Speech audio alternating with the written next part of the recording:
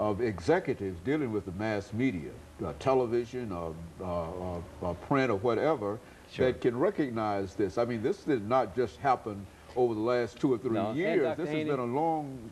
It's been a long time. And the national media is recognizing, I guess, quicker than the local media. For instance, that's why BET sold at such a record amount of money, because they realized the consumption dollars associated with the African American community, that we're quicker to spend our money. So it's a valuable market segment in terms of retail business and the way that goes. But locally, you still have some people who are holding to tradition a little bit too much.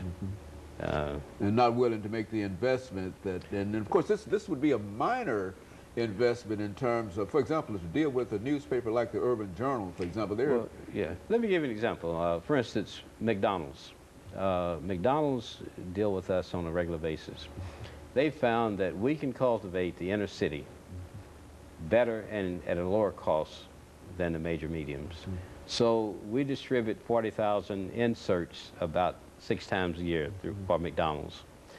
They'll still use the Tennessean for the suburban areas, but because of our efficiency in covering the African American community, then we get that business on a national basis. This week we're also doing a distribution drop for Captain D's. We'll do one for Shoney's in a couple of weeks. We've done some for AutoZone. So those companies nationally, when I put together proposals, they're more receptive. They understand exactly what it means, but yet... But in Nashville, Dr. Haney, I think the advertising industry is probably the most segregated industry in the city. To my knowledge, there are only 2 African Americans who make advertising decisions for the major advertising agencies in this whole city.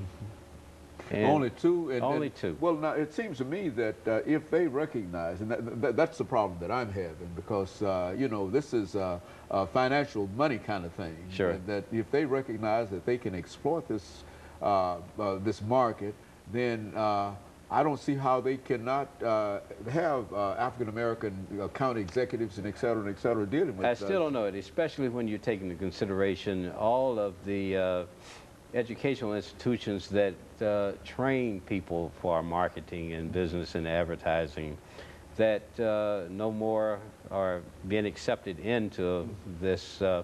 I guess it is.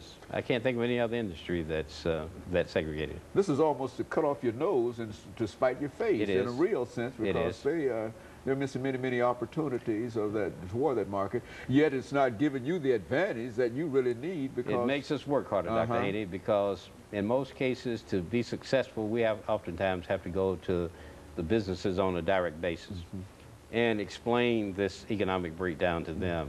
Then they will call the advertising agency in a lot of cases and say, well, yes, we want to do this.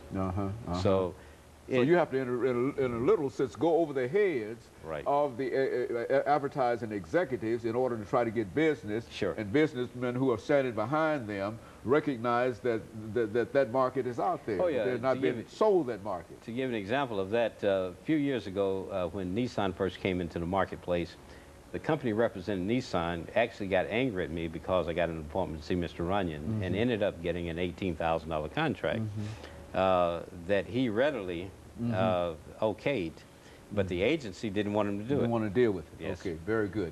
And of course, we've got about 30 seconds here, Mr. Latham, and let me, over the last 30 seconds, thank you for coming by and bringing us that excellent information. Oh, it's my pleasure. Essentially, that's what we wanted to try to do, to sort of get this whole question out of advertising, because we see so much of it, yet and still we recognize that African-American newspapers are not receiving the kind of advertising that, and you ought to be congratulated for the courage that you've been able to display in terms of simply trying to stay on top of all of this. And let me encourage our audience to tune in again next week for another informative edition of Comments. Thank you and good morning.